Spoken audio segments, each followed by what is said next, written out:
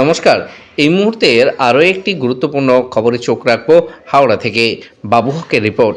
বিদ্যা দেবীর আরাধনায় স্বনির্ভরতা অর্জনের প্রশিক্ষণ কর্মশালা। বাবু হকের রিপোর্ট। হাওড়া গ্রামীণ জেলার জয়পুর থানার কাশ্মীরি জিপি পার্ক ব্লকসির চিরনবীন প্রাঙ্গণে চিরনবীন এসি হোস্টেল এবং কটেজ হোমের আবাসিকদের আয়োজনে বিদ্যাদেবীর আরাধনায় হোমের মেয়েদের স্বনির্ভরতা অর্জনের জন্য fruits and vegetable processing and preservations হাতে কলমে প্রশিক্ষণের কর্মশালা শুরু হলো।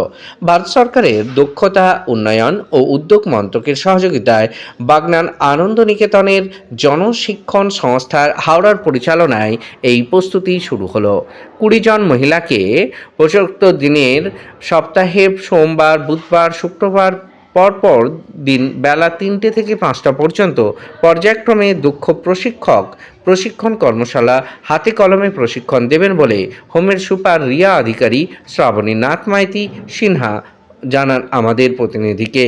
এই নিয়ে চিরনবীনের সাধারণ সম্পাদক তন্ময় সাউ উপস্থিত সকলকে শুভেচ্ছা ও শুভকামনা জানিয়েছেন বলে জানা যায়। এদের উদ্যোগকে সাধুবাদ জানান আমতার বিধায়ক সুকান্ত পাল।